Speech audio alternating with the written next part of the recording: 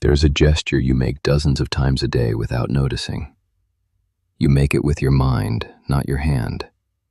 Something is happening, a conversation that lights you up, a stretch of quiet inside a difficult year, an afternoon that somehow escaped the general gray of your week. And before the experience has even finished arriving, you clench around it. You do not call it clenching. You call it noticing how good this is. You call it gratitude. You call it trying to remember this. But what you are actually doing is closing your fingers around something that was never shaped to be held. And then you wonder why it slips. You wonder why the relationship you tried hardest to preserve is the one you are now watching from a strange distance, as if through glass. Why the career you architected so carefully feels less like a life and more like a building with your name carved over the door, but no windows inside. Why the version of yourself you have worked so hard to protect, the composed one, the capable one, the one everyone else depends on, feels less like who you are and more like a uniform you cannot take off. You have done everything right. You have built, you have planned, you have held on, and something is still deeply, quietly, unmistakably wrong. This video is about the man who spent his life pointing at the exact shape of that wrongness. His name was Alan Watts. He died more than half a century ago, and almost everything he said has since been absorbed into the background hum of pop spirituality, softened into motivational captions, thinned out into something you can scroll past without flinching. But the core of what he was saying was never soft, never comforting, and certainly not compatible with the way most people are quietly living. His claim, stripped to the spine, was this: the suffering you cannot seem to get out of is not a sign that you have failed to build a stable life. It is a sign that your idea of stability is the problem. The walls you built to keep yourself safe are the walls you can no longer see out of. And the harder you reinforce them, the thinner the air inside gets. Watts called one expression of this the backwards law, a principle that governs a specific and very cruel class of human pursuits, where the harder you chase, the faster the thing recedes. Water is the obvious example. Try to grab a handful from a stream, and you will end up with wet skin and a lost fistful. Open your hand inside the current, and the water is everywhere around you, which is what you actually wanted in the first place. The trap is that the mind treats security as a thing that can be grabbed. It treats certainty as a resource you accumulate. It treats identity as an object you defend. And every one of these treatments quietly turns the thing you want into the exact thing you cannot have. The reason this matters now, in your life, on an ordinary Tuesday, is that almost every strategy you have been quietly running on your own mind operates on exactly this backwards logic. When you feel anxious inside a relationship, you reach for more reassurance. When you feel unsure about your future, you build a plan so detailed it becomes a cage you cannot walk out of. When you feel like the ground under you is moving, you double down on the story of who you are, even when the story has clearly outgrown the person telling it. Each of these responses feels like sanity. Each of them is a hand reaching out of water to grab more water. Watts looked at the entire modern project of psychological self-management and called it, with more accuracy than was polite, a breath-holding contest. Everyone tight in the chest, everyone waiting for permission to exhale, everyone convinced that the tension itself is simply what adult life is made of. What makes this especially hard to see from inside is that the culture you were raised in agrees with the tension. It has trained you to treat permanence as the measure of whether something was real. A marriage that ends is a failed marriage. A friendship that faded was not a real friendship. A version of yourself you outgrew is something that was taken from you, rather than something that simply completed its work. We call endings losses. We call change damage. We use the vocabulary of theft to describe what is in fact the way things move. And so every time a season of life closes, instead of releasing what is finished, we add the ending to a growing private ledger of evidence that life is a series of small betrayals. Watts would ask you, with a gentleness that does not dilute the question, whether any of that is actually true, or whether you have simply inherited a way of looking at your own existence that guarantees you will experience ordinary change as personal catastrophe. Because here is the uncomfortable thing underneath all of it. You are not actually chasing security because security will make you happy. You have never met a secure person who is happy in the way you imagine. You are chasing security because the raw, unedited sensation of being an alive creature in a world that moves is intolerable to you. And it is intolerable because no one, at any point in your formation, ever taught you how to sit inside it. So you keep confusing two entirely different problems. The first is the problem of how to arrange your life. The second is the problem of how to be alive. And you keep trying to solve the second by perfecting the first. It does not work. It cannot work. The arrangements will always shift, because arrangements are made of time, and time does not stop for anyone who has finally got their life together. Which brings us to what Watts considered the actual root of the whole tangle, the deepest illusion he spent his life trying to dismantle, the belief that there is, somewhere behind your eyes, a fixed, permanent self that needs protecting in the first place. Look for a moment at what you actually find when you look for yourself. Not the summary you give at parties, not the story you tell new people on the second date. The actual thing, observed directly, in the quiet between thoughts.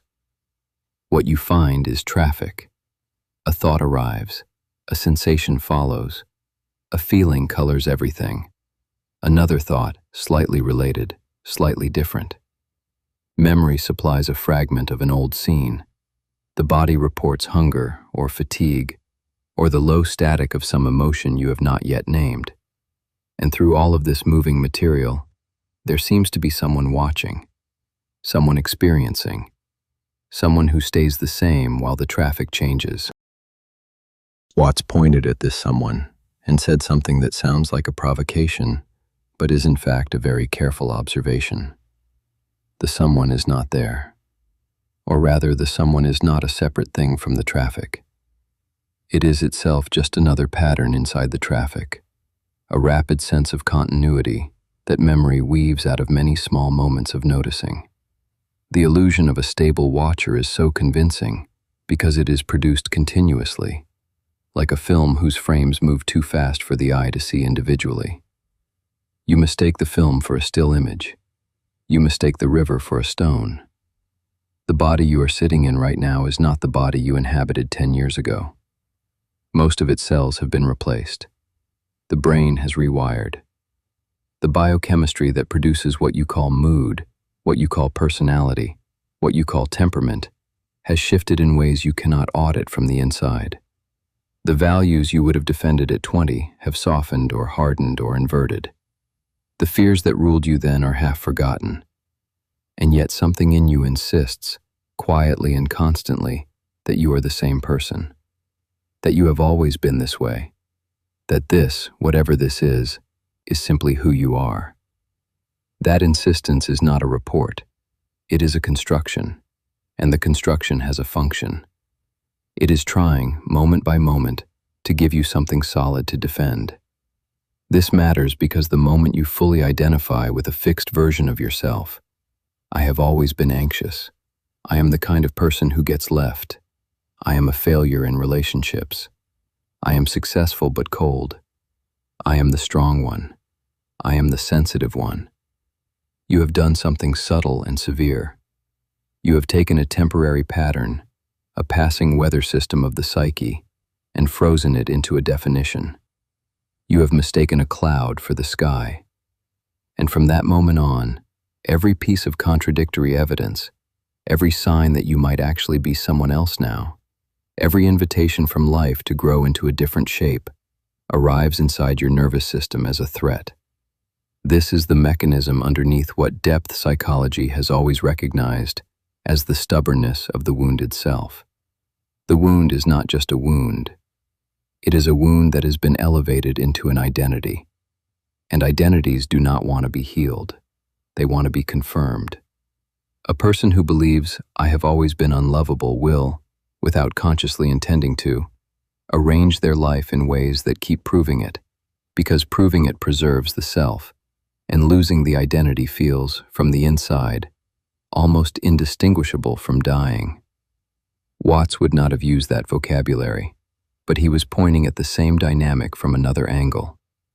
The tragedy, he said, is not that people cannot change. It is that they have confused a temporary pattern with a permanent truth, and now they defend the confusion as if it were their soul. If this is beginning to feel destabilizing, stay with it. The destabilization is the point. Because if the self is not a fixed thing, if who you are right now is only one current expression of something that has always been in motion, then something else becomes true at the same time. No failure can be final. No shame can be permanent. No version of you is the last word on who you are. A self that is genuinely fluid cannot be permanently broken, because there is nothing solid inside it to stay broken. You are not the rock the wave keeps crashing against. You are the water, which sounds beautiful until you actually have to feel it, because there is a layer underneath this that almost nobody wants to face, and Watts was unusually clear about it. What happens when the change is painful? When the moment you are inside is not one you want? When fear arrives, or grief, or the particular shame that wakes you at 4 a.m. and stays until it is light? What do you do with that? Here is what you do now. The feeling comes, and immediately, under conscious awareness, a small, intelligent system springs into motion. It names the feeling. It calls it anxiety, or sadness, or panic. It decides the feeling is bad. It deploys a strategy: distraction, analysis, reassurance, rumination, numbing, scrolling. It monitors the feeling the way one might negotiate with a hostage. Should be over by now. Why is this still here? What is wrong with me? And all of this activity, all of this clever, exhausting mental labor, is one single gesture repeated endlessly. It is the attempt to be outside the feeling while feeling it. It is the backwards law again. Trying to escape insecurity generates more insecurity. Trying to stand outside pain guarantees pain will never finish. Because the structure of actual suffering, Watts said, is almost never just the original feeling. It is the original feeling plus a separate self refusing to be in it. That split is the wound. That gap between I and my experience is where agony actually lives. The pain would be bearable. The war against the pain is what you cannot survive. What he is pointing toward is not a spiritual technique. It is a very specific kind of seeing. He is asking you to notice, next time fear arrives, that you are not one being feeling afraid.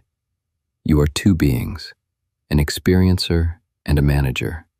Locked inside a fight the manager cannot win. The manager believes that if it works hard enough, it can get you out. But there is no out. You cannot remove your awareness from a feeling the way you remove your hand from a hot stove. The feeling is happening inside the awareness. They are not separate systems. The move, if it can even be called a move, is to stop pretending they are. To allow the fear to be fear, fully, without the second layer of someone standing apart from it deciding it should not be here. What happens then is not magic. The fear does not dissolve on command, but something does loosen. The exhausting gymnastic of resistance stops, and the feeling, finally allowed to be what it is, begins to behave the way all feelings behave when they are not being fought. It moves. It shifts. It does what water does when you finally stop trying to grab it. There is an old Zen story Watts loved, about a man who asks a teacher how to escape the heat. The teacher tells him to go to the place where there is no hot and no cold. When pressed, the teacher clarifies, "When you are hot, be completely hot. When you are cold, be completely cold." The escape is not away from the temperature, it is into it. The separation was the suffering. And here something strange begins to become visible, which is the reason this whole orientation is worth the difficulty of learning it. Once you are no longer running from what is here, you begin to notice the actual texture of what is here. And a surprising thing happens. The ordinary moments that used to pass you by because you were busy protecting yourself from worse ones, these ordinary moments are suddenly, almost alarmingly, alive. Not because they have changed, because you have finally arrived. This is where Watts makes his most counterintuitive move, and it is the one that most directly answers the quiet grief at the center of this whole video. You have been told, in 100 subtle ways, that the fact that things end is the tragedy of being alive. Watts says it is the source of everything that has ever mattered to you. Think about this carefully, because it is not a metaphor. It is structural. A piece of music moves you because it is moving. Each note is disappearing the instant it sounds. The whole beauty of melody lives inside the fact that you can never hold any of it. If you could freeze a chord, make it last, suspend the song in amber, the song would stop being a song. It would become a held tone, which is noise. The passing is not a flaw in the music. The passing is the music. Now notice that this logic does not stop at music. It is the same logic underneath everything you have ever loved. The reason a face in a certain light moves you is that the light is leaving. The reason a conversation became unforgettable is that you both knew, somewhere, that it would not repeat. The reason that one summer you keep returning to in memory feels so saturated is that summers are short, and you were young, and nothing like that summer ever came again. The fragility was not an insult to the beauty. The fragility was how the beauty was being made, right in front of you, the whole time you thought it was being threatened. This is why almost every attempt to preserve experience ends up killing it. The person at dinner photographing their food is not at dinner. The person inside a relationship, quietly rehearsing how they will cope when it ends, is already alone. The person who cannot watch a sunset without reaching for their phone has confused the proof of presence with presence itself.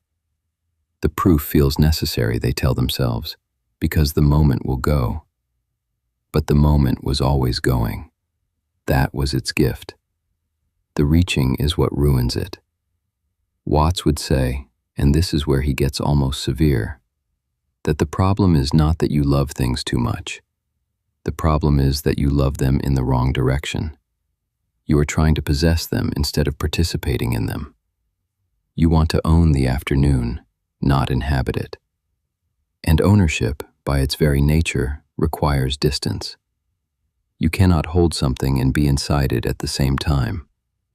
The hand that closes around the butterfly cannot also be the branch it was resting on. The proposal, if you can hear it clearly, is not to love less.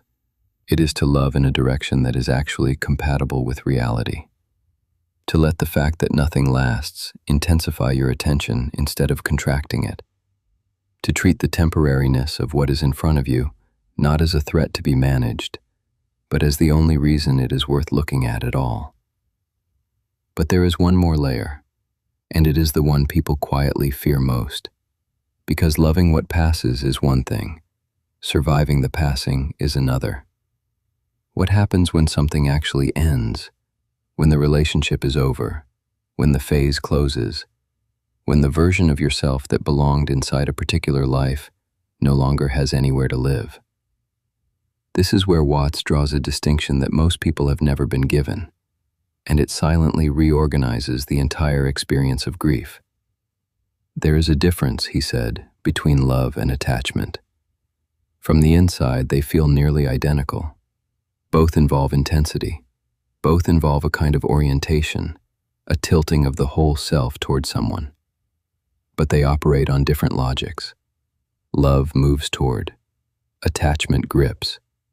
Love can be fully present with what is here and fully release what is leaving. Attachment cannot tell the difference between losing the person and losing itself. The reason attachment survives undetected is that it disguises itself as the purest form of caring. You tell yourself you cannot imagine life without this person, this role, this identity, and you call that devotion. But look closer. Is it the person you cannot imagine losing? Or is it the continuity, the reflection, the sense of self that being near them provides? Is it love that cannot let go? Or is it terror wearing love's clothes? This is not an accusation. It is a diagnosis with enormous practical consequences. Because the collapse that happens when something ends, the shattering, the feeling that part of you has actually been destroyed, is almost never a report on how much you loved. It is a report on how much of your identity you built inside something that was always going to move. A love that is genuine can grieve without shattering. An attachment cannot grieve at all. It can only defend itself with more and more elaborate desperation until the thing it was holding crumbles inside its grip. To let go without collapsing is not a skill you practice. It is a consequence of no longer having built your entire self inside a temporary shape to begin with. Not because you care less, but because the center of who you are was never actually located in the thing you lost. And this is the thread that runs through everything Watts was trying to say. The fixed self, the denial of impermanence, the war against the present moment, the grip around what is passing. These are not separate problems. They are the same gesture, repeated at different scales. The gesture of an organism trying to pretend it is not made of the same moving material as the world it lives inside. And once you see the gesture, you see it everywhere in your own life, and the seeing itself is the beginning of the loosening.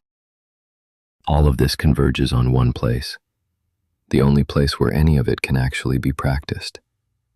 Not the past, which is memory, not the future, which is anticipation. Here, this breath, this screen, this strange particular afternoon of your life. This is the only location where experience has ever happened. And if you are not here, you are not anywhere, because there is nowhere else to be.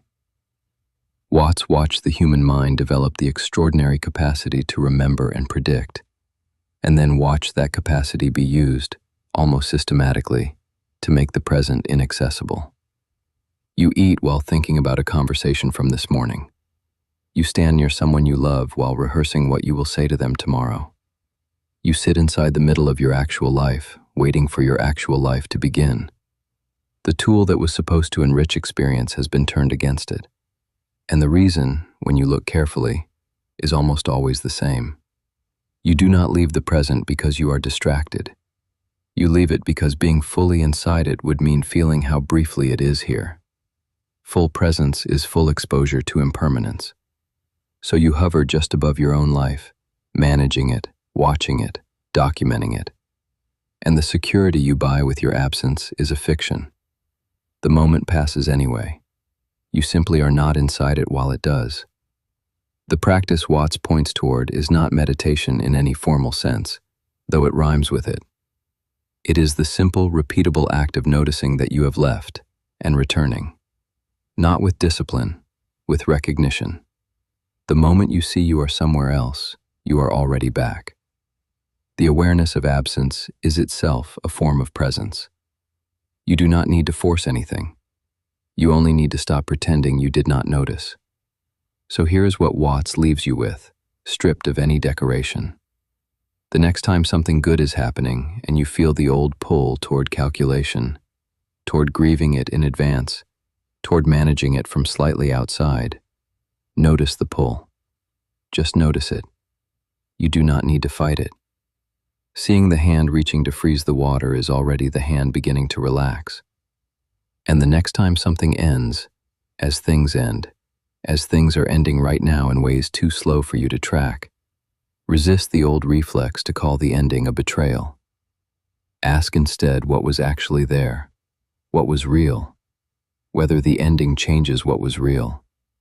It does not. The river was real while it ran. The running was the point. If something in this has unsettled something inside you, some belief about permanence, about security, about what you have been guarding and why, the unsettlement is not a problem to fix. It is the door. Watts spent his life pointing at that door, while most people spent their lives decorating the wall around it. You do not have to walk through it today. You only have to see that it is there. The seeing is already the beginning of a life that no longer has to be defended to be real. Leave a comment below with one thing you have been holding on to that you already know you cannot keep.